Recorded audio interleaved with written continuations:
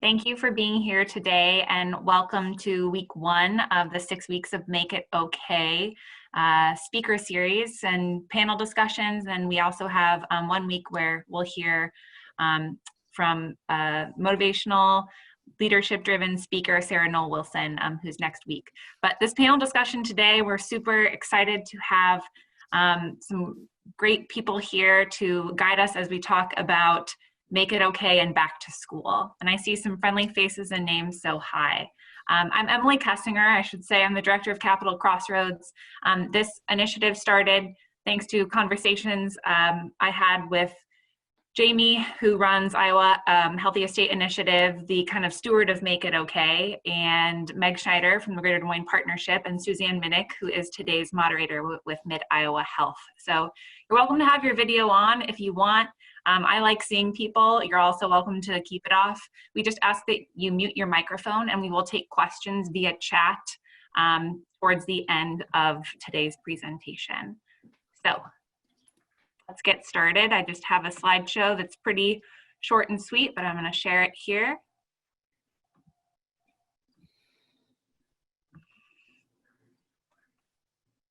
Okay, so by now, most of you are probably familiar with Make It Okay and Make It Okay Iowa. The slogan, together we can make it okay. The goal is to really come together to learn and talk about mental health and to break the stigma around mental health. So the website is makeitokay.org. We encourage you to visit it.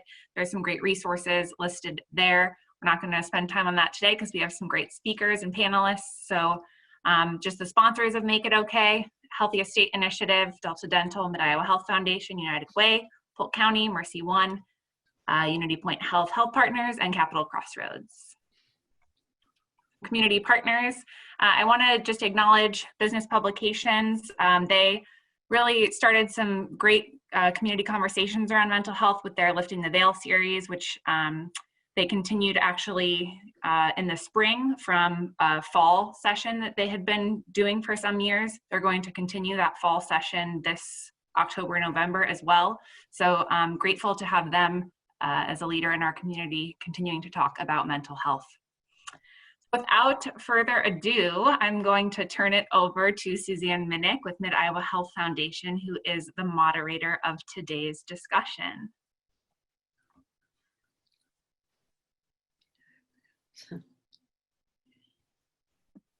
Sorry, it helps to be faster in unmuting myself.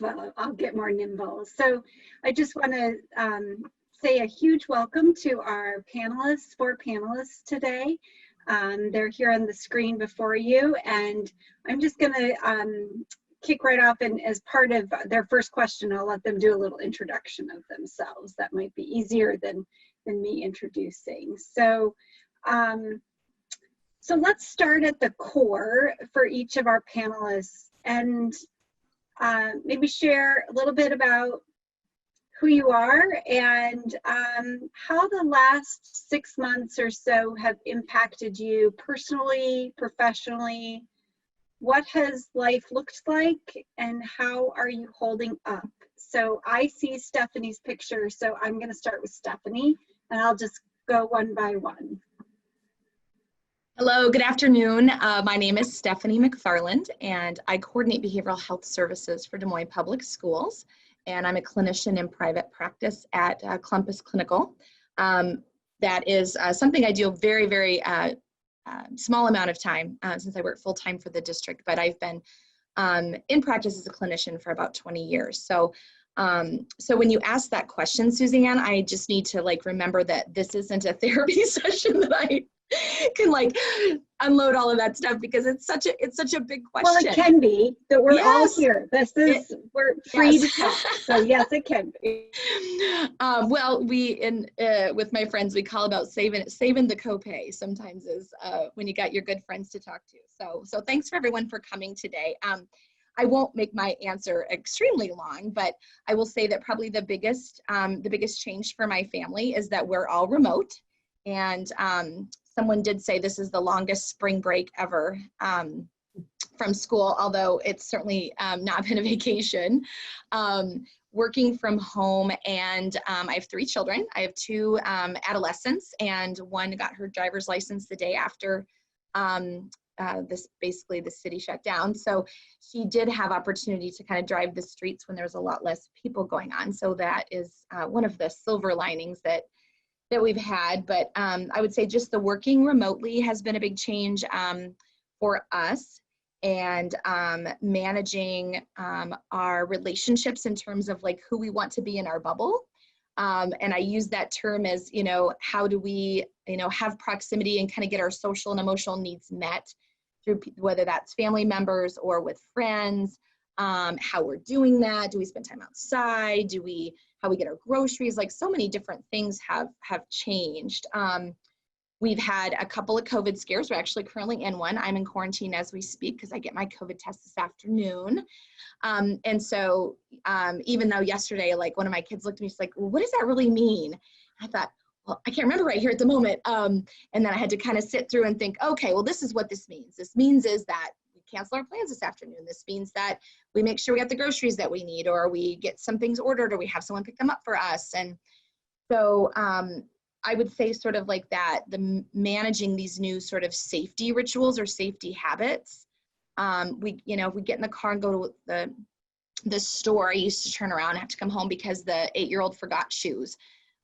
Like we would just keep extra shoes in the van, right? Because someone's forgetting shoes and we're actually going to the store, and now it's masks. So I got out the old sewing machine and made sure that we had enough in the van to be able to take care of those needs when we're having to turn around and come home. So, teenagers having a job, did they want a job? One has a job, she had just gotten a job. So some of that is those safety routines around what you do when you get home from your job.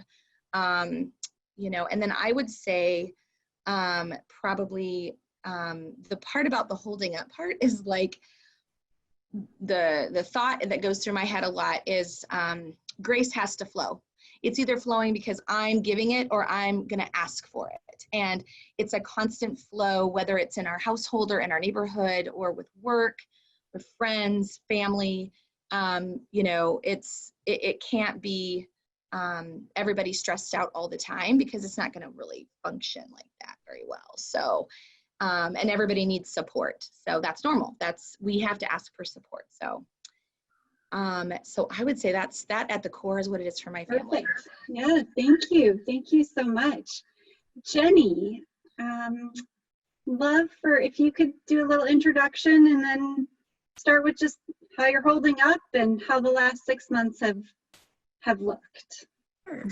I'm Jenny Adrianse. I am a mother of a 7-year-old and a 5-year-old, and then also work outside the home. So as of March 12th, I think, I've been working inside the home and a mother inside the home. So it's been, the combo that has always existed is now at its most extreme, I think.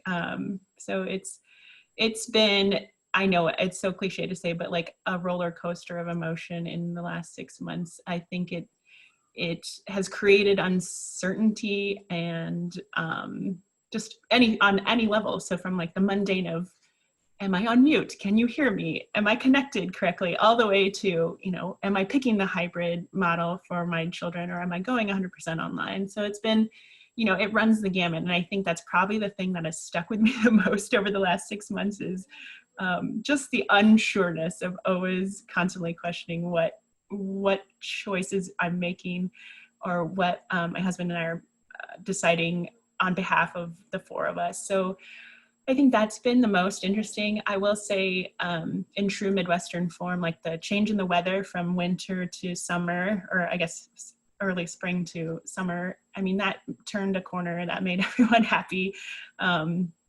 So there's just been a reliance on getting outside, going back to basics, right? Getting up in the morning at the same time, eating breakfast at the same time, making our beds, like just sticking to those routines for the ages of my children have brought a lot of mundane routine happiness around here that you can't say enough of, just going back to those smaller items just to keep the day going.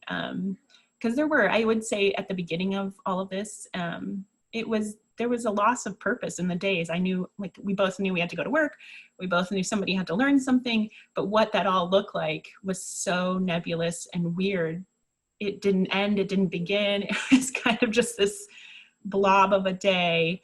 And again, I think when summer rolled around, there was some sense of normalcy that brought itself to the forefront for all of us. And so now it's almost like turning over a new chapter, a new season of this at-home life of now school's going to begin. So I would say even in the last week, 2 weeks, the attitudes of the four of us have changed and what we need to focus on has changed. So it's definitely like, we take it day by day. I think that that's been, an outlook that we've had for a handful of years, at least in our family, from personal loss, family situations. Like, those are things that have been ever evolving for the last couple of years for my family. So it continues to be that way under the guise of a global pandemic. So it's, you just continue down that path. And I think thus far, I mean, everyone has good and bad days, but I won't ever regret the extra time that the four of us have been together. I think it's so interesting how much milk everyone drinks, how many rolls of toilet paper we've gone through. These are things you take for granted. There are bushes in our backyard that I didn't know had berries on them for the longest time. So it's just appreciating those kind of smaller things in life are just so fun. In the worst situations, it's good to harken back to some of those more basic things. So I love it. Thank you. I'm taking like all these notes, not for facilitation purposes, but like notes to self of things to remember. So I'm grateful already for that. And I do think, Jenny, you have a great point of, while we all are experiencing the current trauma of today, many individuals and families were coming into this already with layers and layers and layers of life and stress and happenings of life that those haven't gone away. They've been magnified. So I appreciate that that lens. So Anna, let's move on to you, and welcome and thank you again for joining us. And just a little bit about what the last 6 months have looked like for you. I know you're a mom and college student. Can you tell us a little bit about yourself? Yes, I'm Ana Delgado, and I have a 4-year-old. I actually haven't been going to college the past year only because of the COVID scare. I also have been trying to get my life together. So things that have been helping me is through the Young Women's Resource Center. I've been going through to see a therapist, and so that's been helping me a lot. We've been going out for walks, kind of like helping me with my family dynamics, especially since I have 2 other sisters who are younger than me, and they go to Iowa State. So, they had to come back, and it's been kind of difficult having them come back here because they were already used to living by themselves. So it was very tough, especially, and then we had to go through the whole that scare that we had with the toilet paper shortage. So it was kind of interesting having a bond that way. Although, even though our family was good, I did have to witness like a lot of families running out of food, and there wasn't really much I could do for them. But I'm kind of grateful that our community has been so giving and just trying to help their neighbors as much as possible. Now that I am going back to school this fall, so I'm very nervous about what that's gonna look like for me and my daughter. But yeah, I don't know what else to say. No, I think that's, we'll talk a lot about our kids of all different ages today, but for many of us, not just about our immediate family, but all of our familial relationships and caring for parents and siblings and the ripple of responsibility and heartache that comes with these family networks that are so hard hit right now and so in need of one another. So thank you, Anna. How about Chaney? Can you tell us a little bit more about yourself and what this time has been like for you? Sure. I'm Courtney Yeast, and I work at Blank Children's Hospital. I kind of wear multiple hats, but I'm our government relations director, so I'm our lobbyist for Blank on different children's issues. And then I'm also director of our family services division. So I oversee like the social workers that are here to support families and patients at Blank. So it was interesting and kind of getting my thoughts together for today. I was thinking back, and I think we would all find the same thing. Think how much flexibility and evolution we've all gone through personally with our own mental health, physical health since the pandemic began. So thinking about back in March, we ended up trying to make arrangements, flexibility to take our spring break as a family as planned.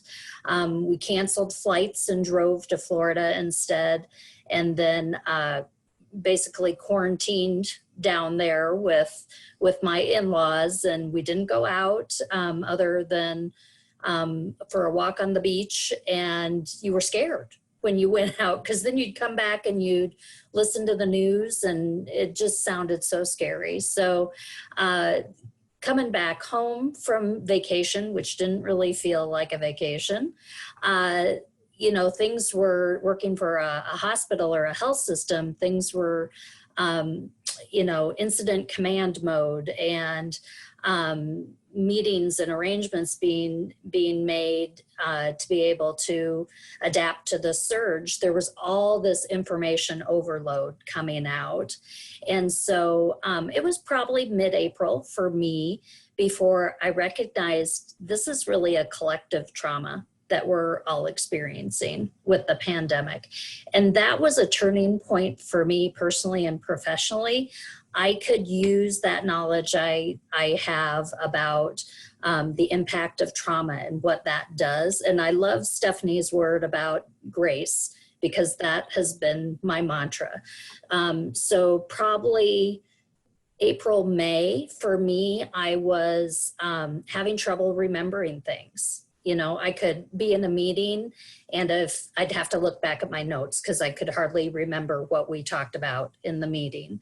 I felt like I was easily distracted. I'd, be answering one email and then something else would catch my attention and I'd jump over to that and I'd be working on that. So to help me to really frame that as that's normal.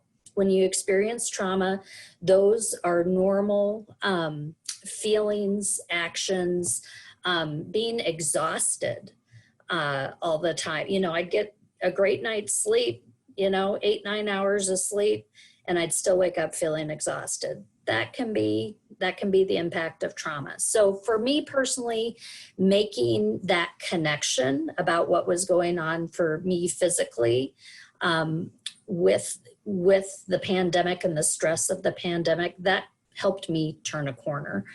I have my husband and I have 2 kids. We have a college student and a high school student, so a senior in college and a senior in high school. And for those of you that know me, I tend to be pretty in control most of the time. And one of the big skills I've had to work on during the pandemic, and even having teenagers and young adults to begin with, is you have to let go of control and let them make some of those decisions. So working for a hospital, the early stages of the pandemic, we were on lockdown, not letting our kids go out at all, or if they did, questioning absolutely who were they going to be with, what sort of environment were they going to be with, how many people were going to be there. Had they asked questions about who those people had been in contact with? That's exhausting to try to manage that for young adults. And so, our kids, they knew that they were going to be grilled about those questions, but then balancing what's the flip side of isolating them, what's the impact to their emotional health, mental health, if we don't let them go connect with their friends, if we don't let them make some of those decisions for themselves and weigh those risks. So that's been interesting. I've been, other than our 2-week quarantine, coming back from vacation, I've been down at the hospital at work nearly every day since the pandemic began. In contrast, my husband works for Principal Financial Group, and so he's been working at home every day.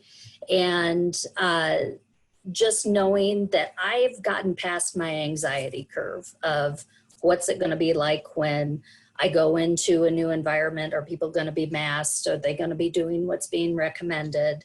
I'm much more comfortable with that. I see my husband struggling with, he's not had to deal with that walking into an environment, and maybe half the people are choosing not to mask or choosing not to socially distance. So he has more stress and anxiety about that. So I think it's just a good reminder to show grace for yourself, show grace for others. People are making incredibly difficult decisions with changing information every day. So we're just all doing our best. Yeah, isn't that the truth? Grace. And I'm just so grateful you mentioned, Chaney, like hard time remembering things and exhaustion. Like it was starting to just really worry me. Like I could not retain anything, and my words even felt jumbled. But I think we're just elevating, hovering at this elevated level that makes some of those things that come naturally so much more difficult. So thank you for saying that out loud. It made me feel better. And probably, I'm guessing, a number of other people on this Zoom right now. So thank you all for being vulnerable and honest. Jenny, I want to pick up, you mentioned this, but and Chaney talking about kind of this collective trauma we're all experiencing. I was on a webinar just a couple weeks ago with Iowa ACEs 360, and Lisa Couchot was presenting, and she described this all of me all the time. So Jenny, I wonder if you would just pick up on that, and how do you think it's affecting, you can either speak yourself, mental health, or just more collectively also for our family networks around our community, where it's all of me all the time. Can you talk a little bit more about that, and any advice you have or about how you're dealing with that? Sure. I think, it would probably echo some of the stuff that Stephanie was saying and Chaney earlier, but it's a lot of acceptance, for me at least, that I can only do things at half speed. And that for a person who has lived their life as a go-getter, being conscious of going half speed or doing the best I can, it's an acknowledgement that is a hard pill to swallow, but it's the only way that I think I'll see myself through this. So it's definitely like, okay, the things that I had very high expectations for, maybe they just need to change. It's not necessarily that anything is worse off if it's different than what I had expected out of myself or out of, my children, my husband, anybody involved. It's just that it is what it is. And I used to not appreciate that phrase as much as I have in the last few years. I think it's just definitely being open and honest with yourself and anybody involved in whatever situation that you're in, is that you can only do what you can. And to be honest, most situations turn out just fine if they never even met that higher expectation that I had in my own head. The majority of the time, the day goes on, I'm on to my next thing. Everyone else involved is on to their next thing, and we make it through.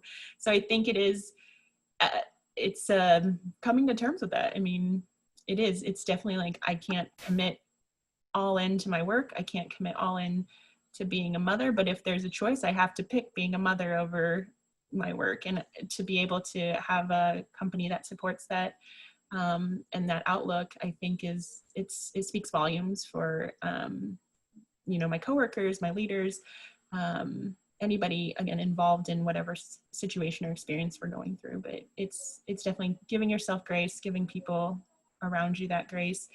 The last thing I'll say is, harkening back to work, is that one of our leaders was talking about, you know, you need to assume good intent from anybody that you interact with. And if you lead with that kind of attitude with yourself or with anybody, you're going to see yourself through more often than not, and kind of not avoid the emotional part of it, but just not read into it further than you need to.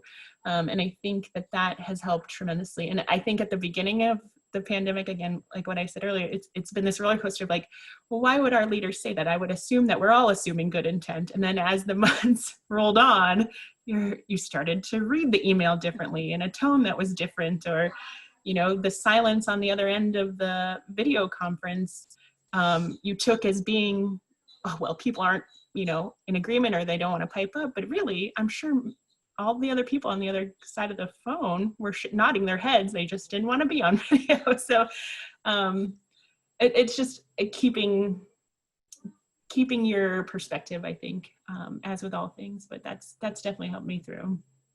I think that's wonderful, and a good reminder to all of us to assume good intent. Absolutely. Anna, I know you are juggling a little one, so the all of me all the time is, my girls are now almost 13 and almost 16. I'm not sure that's changed much, but it's a different kind of all of me all the time. So Anna, do you want to just talk a little bit about how you're holding up, and maybe anything that you're trying to do to keep yourself well and forward moving with being a mom? Yeah, so reason why I've been focusing on me so much is because I realized that I can't be the best mother if I'm not feeling the best. So that's why I've been so focused on my mental health. I actually have been going to this program to start getting more fit. So I feel like, well, I've been learning that exercising, it helps with your brain. It just like reorganizes things. And I forgot how that person explained to me, but it's been helping me memorize things a little bit more, because you know, this is very traumatic. Like someone said, like Chaney said earlier, about how we're just forgetting things. So I feel like going out and exercising, going out on walks with Jimena has been helping me a lot. I do get a little, you know, worried when she goes out to the park. I try to not let her play with other kids as much, but you know, like she's still little, so I still let her have her fun. But when we come back home, like I make sure, like, you know, she washes her hands, we change clothes into pajamas, you know, things like that. But yeah, it's just been like being cautious, and it is getting tiring, but we just gotta, you know, stay positive and do the best, really. Thank you. So so Stephanie, I'm going to kind of pivot a little bit from mom title for you to therapist title, and especially with Des Moines Public Schools, and as we're thinking about our kiddos returning to daycare, to schools, in person, online, college, whether you're 6 or 16. Can you talk a little bit about what's keeping you up at night, Stephanie? Like, what are you most worried about? Or if you had words of advice to parents, educators, caregivers. I know that like this could be a whole webinar in and of itself, but I would be really curious what kind of guiding thoughts you would have for us in this return to learn time. Yeah, absolutely. Anna, I want to point out something that you had brought up, because your description of like what you're doing for yourself is what I think highlights what we have to do and support all of our adults in doing. I mean, we have this collective trauma bond now. At the same, or simultaneously, we have what Chaney has called that anxiety curve. I really like that descriptor, because it's really individualized. We are all like creating a new relationship with our own lives. And as much as this, like I said, it's something that bonds us, it is something that is very individualized. So the whole question of like the what keeps me up at night is in this return to learn is how I think how frustrated and scared and anxious that many adults are, and the sort of baseline level of anxiety about safety has increased in a way that's not even, I mean, you know, we haven't been through a school shooting in our community, so I don't want to compare it to other communities that have necessarily, but it, I believe, is on par with that. You know, I saw a post of a teacher that kind of talked about, like, you know, we go to school and do safety drills on school shooters. How many of you go to work and do that? We ask caregivers of children to do all kinds of safety things. And now we're asking them also to, you know, because the risk level of getting COVID is pretty high compared to being injured in a school shooting. Now we're elevating that even higher and asking people who maybe have been doing this work as teachers for a really long time. So the caregiving and support for educators, regardless of, I think, from littles to college, becomes really important. What do the adults need to support academic and social emotional of the kids and young adults that they're, and infants that they're supporting? You know, I actually have been spending a lot of time these last few months of what I like paying attention. You know, when it isn't something that you sort of read in your book in grad school, or that you're able to kind of like quickly add 6 or 7 webinars to, like, there's nothing ever that taught and prepared clinicians for this, let alone what platform are you going to do telehealth from? And, you know, how do you connect with someone remotely? And how do you, like Jenny brought up, you know, how do you interpret communication differently? Because our communication is so different. And so there's so many parts of how we're interacting, and that causes so much stress and distance, but I think at the same time forces us to self-focus a little bit. So, you know, I know you kind of wanted me to talk about the therapist hat, but really the mom hat, I wear them both simultaneously, all of me all the time, right? Yeah. Yeah. So Yeah. The mantra that we've been having in our house is, okay, what do you need to live your best life right now? What is it that you need that, you know, so you have to focus on you, and you have to decide, what is it that I need right now? And now, me as your parent, I kind of have some ideas. You know, where's that growth area need to be? Like, you know, discovering that my 8-year-old is not that good at telling time. Well, that's something that we can work on, right? That's something that we can do.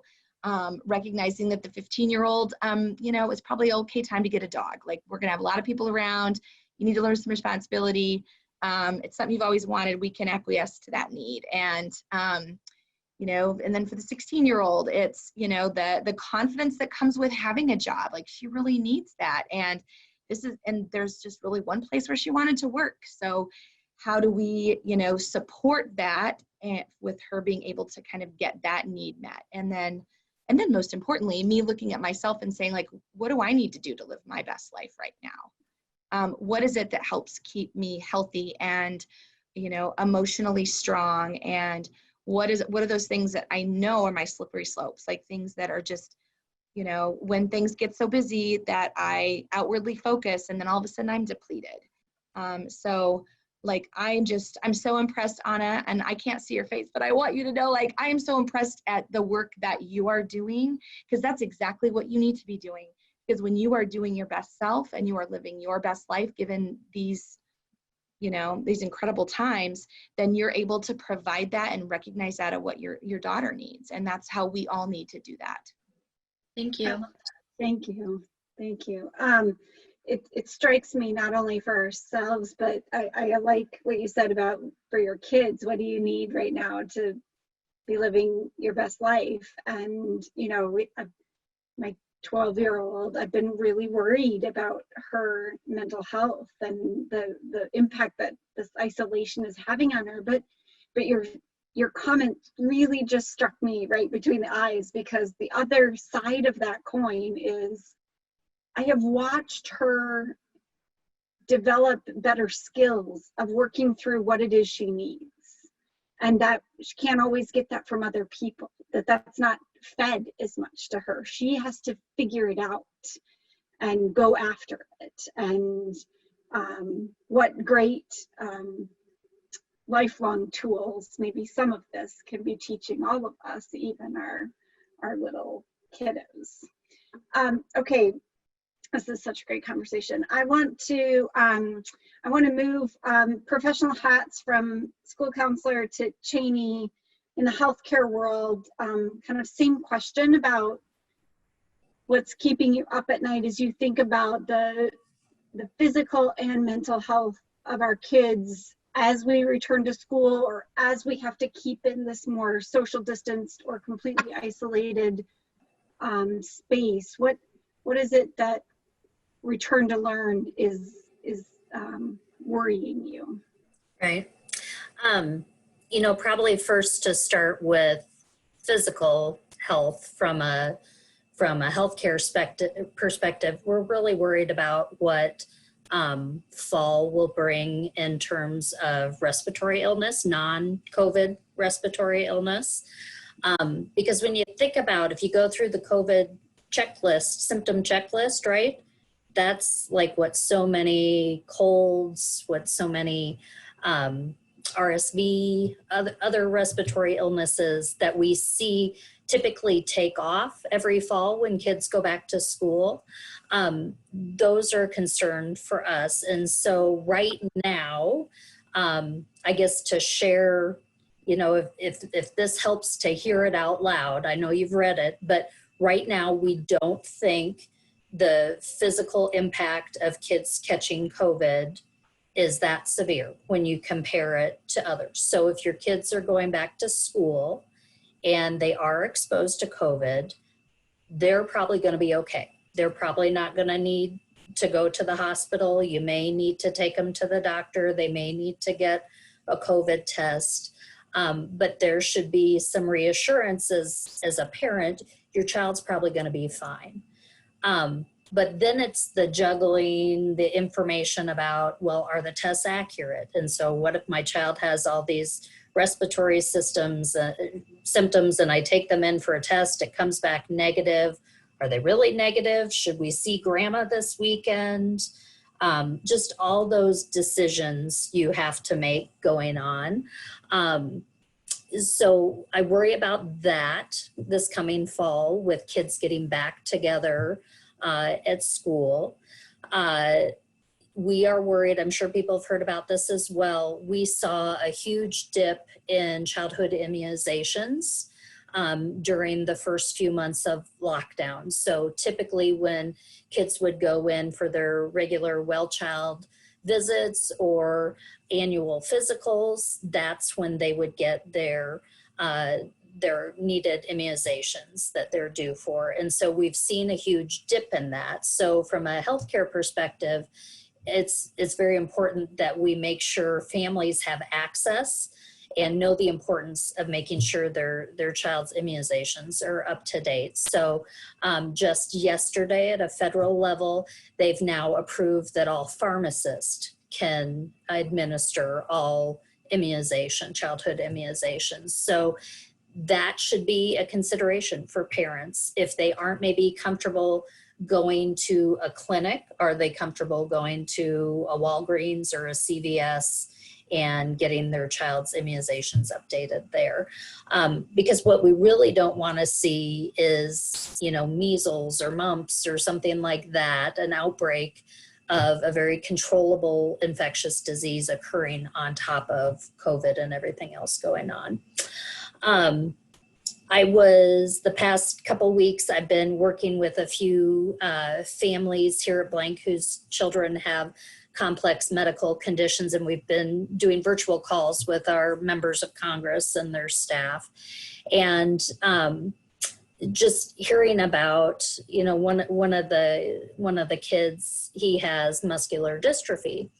And so when the pandemic hit and appointments were canceled and we were trying to conserve PPE, they noticed a difference because he wasn't going to physical therapy all the time. They noticed his muscles were tightening up. They noticed he was having more trouble getting up and down the stairs. And so thinking about those kids with special medical needs or developmental delays, what has the pandemic done to exacerbate those disabilities? That's of concern to me. The good news is kids are so resilient and their bodies do bounce back. And so we know if they hop back into their care very quickly, they can regain what they have lost, whether it be speech therapy, physical therapy, any of those issues. So I just think that's important. Especially, I need to make sure I say this and don't forget before we're done, but I have such respect for parents with young children at home right now. I don't know how they juggle everything. It's just your parent, your teacher, your medical provider. You're providing for the healthcare, the physical health, mental health of your child right now. There's just so many different avenues and responsibilities that you're juggling. In terms of mental health, I think what I'm worried about for kids, I was hearing from a lot of my therapist friends that some of the kids that already have school anxiety before the pandemic hit, the lockdown really was a breath of fresh air to them. It took some of those stressors, everyday stressors, off their plate, and they could just focus on being well. And so I worry about those kids now going back to school, or even just going back online. And is the technology going to work? And am I going to be buffering all the time so I can't connect with my teacher in my class? Am I going to miss something? Am I going to get behind? Am I going to get a poor grade because of all that? That's just a spiral with children with anxiety that I worry about. How do we make sure they know it's going to be okay? And as parents, especially if your child's online learning, that's going to be a huge responsibility to reassure them it's going to work out. It's going to be okay. Your teacher's going to understand that the call disconnected and you weren't online and it was a Wi-Fi problem. It wasn't you. You're going to be fine. So the one last thing I think I worry about is older siblings. I think, especially with parents who are working, I think older siblings, they feel whether just they assume that responsibility themselves or the parents have to ask them to take on a parent role. I think we're going to see older siblings being the kids' teachers, being the kids' parents during online learning or hybrid learning. And so how do we make sure they have time just to be kids and enjoy the things that they like to do that will contribute to their own development? Yeah, Those are great. the things Thank that you. keep me up at night. No, well, so you're not sleeping much. I think we've all gathered that. Yeah, so I appreciate that. So we're going to go to questions in just a minute. If anyone wants to, we'll put the big screen on to do questions in a minute. But if you also want to, maybe it's easier to just enter questions in the chat box, and then Emily and I can try and manage those if you type them in. But as we move to that, you all, for those of you who know me, I'm kind of a big book nerd, and it was a few years ago, we had Andrew Zoli here in town, and he wrote the book Resilience. And I keep opening this book because, boy, does it speak the truth in this time and place. But so I just want to quick read a quick little quote and then move to a question to end for our panelists. He said, resilience is not solely a function of the community's resources, though of course those help, nor defined solely by the strength of their formal institutions, ditto.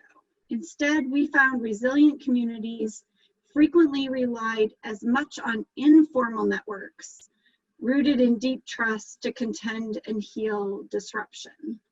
So my question, kind of final question to the four of you, when you think about what our community informally, again, not those formal institutions, but informally, what do you need from community? How should our community be better showing up for one another, better supporting one another as we continue in this time of unrest and roller coaster and uncertainty? What advice would you have to other community members or our community at a whole for how we move forward together? So I might start with Anna.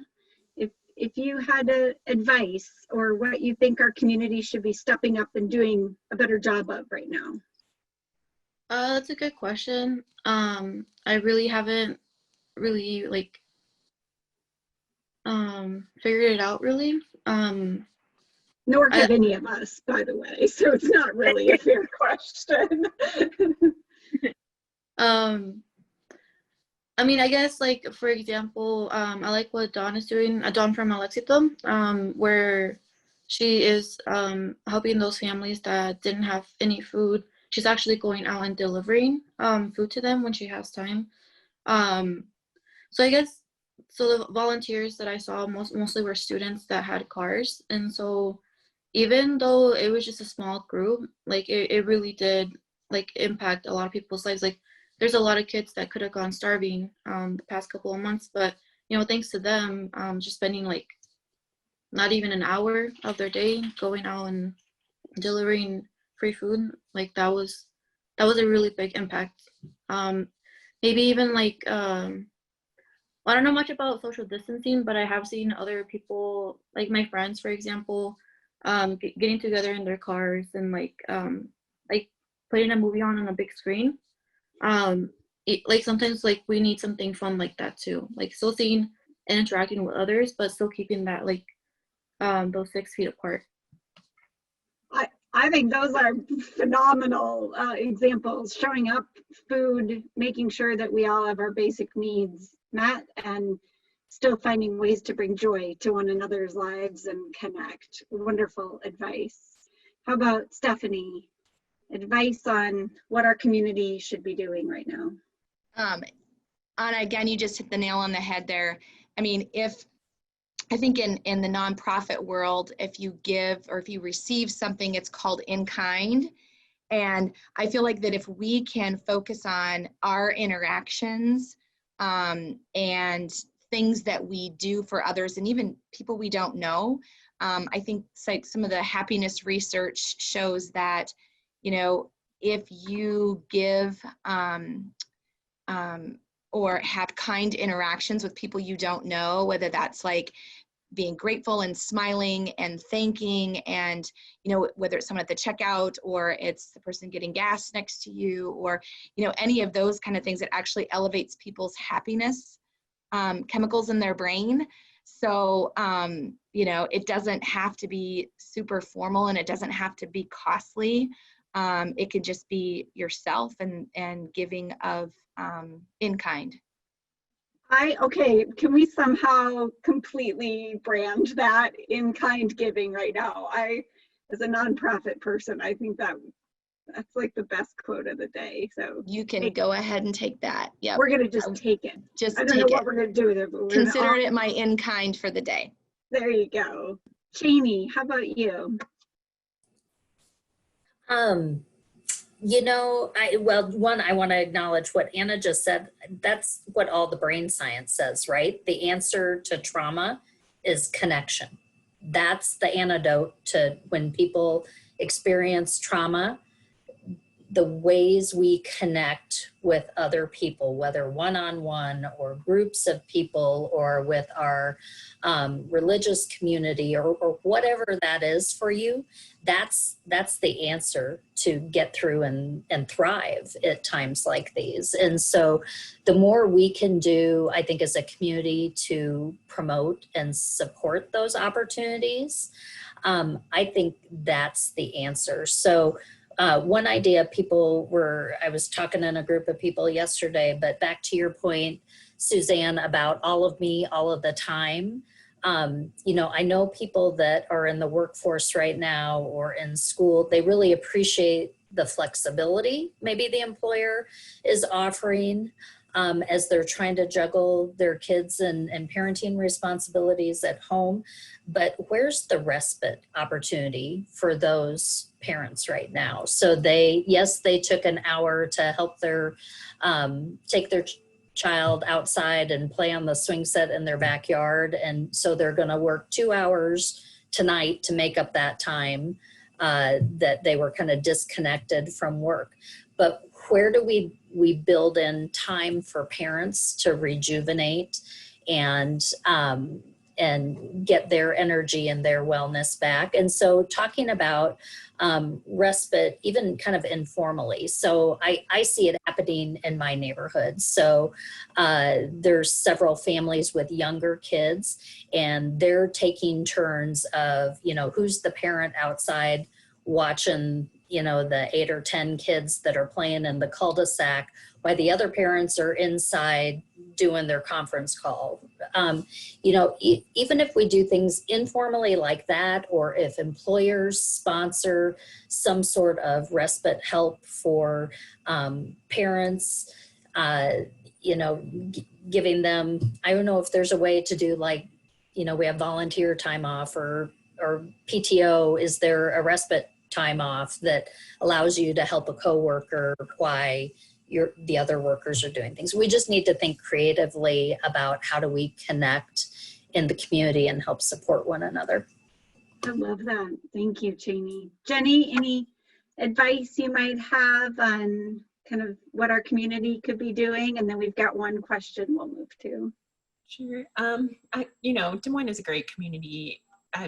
Growing up here and then being a grown up here has just been tremendously beneficial on so many levels. But I think one of the big things that we've taken advantage of or that have kind of seen us through this situation is the public spaces that are available to us in this community are really awesome. I know we've taken advantage of them in good times and bad times, but I would say this is silly but interesting also at the sculpture garden or the sculpture park. When Grand Avenue was closed for social distancing, my kids got to ride their bikes up and down Grand Avenue. So I think that was a memorable time in the 6 months that, again, we'll never forget. But I think it's one of those things that in this time of being together but away from each other, there's so much advantage to the public spaces that Des Moines and the greater Des Moines Metro has to offer. So I will continue to advocate, for the bike trails, the Parks and Rec Department, Grays Lake, all of those things are still available to us. They're not canceled, right? They're still out there for us to utilize in a safe manner. So I will say, I can't say enough about the great work that our community's done to conserve and keep public spaces as a place for us all to go. Yeah, absolutely. Wonderful. Great advice for all of us to get out and better utilize those. I've been to more of the state parks in this region in the last 6 months than I had been in the last 15 years. I'm ashamed and proud to say. So you're right. It's pushed us out maybe. So there was a question, and I don't know who might feel comfortable answering this, but it says, my daughter is heading back to college. If she gets sick, really sick, Is it better to have her stay there or come home? I'm in my mid-50s, but otherwise healthy. As a mom, I am still her best caregiver. Anyone? Chaney, you're maybe the best one. Yeah, okay, super. I can take that on because so we had a COVID scare with our college-age son last week. So he was back at school about 2 days before he came down with symptoms. So I checked with the college. So most colleges and universities, they have developed some sort of plan about what they're going to do if they have students that become ill and test positive for COVID. And so I know we support Grandview University, their student health center. And so, for example, they have set aside a floor of rooms in the dorms that they will move, if a student tests positive, they will move those students to that floor. They will have staff checking on them multiple times a day, bringing them food, accessing if they don't have, ibuprofen or Tylenol to bring their fever down. They'll make sure they're getting those medications for the students, anything that they would need to kind of serve out their quarantine period and access healthcare if they need more immediate healthcare. So my suggestion would be where your daughter is, see what they have in place there on campus. With my son, he goes to UNI, and so he lives off campus, but even though he lives off campus, that still would have been a resource for him if he got really sick. And I will just share, he was negative, so yay.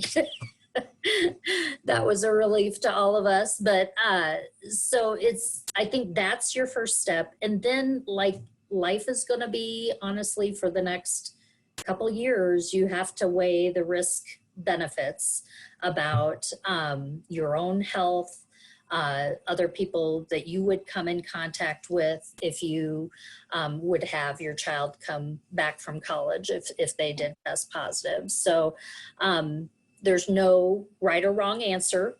So it's unfortunately weighing what are the risks in your household and the risk benefit of that.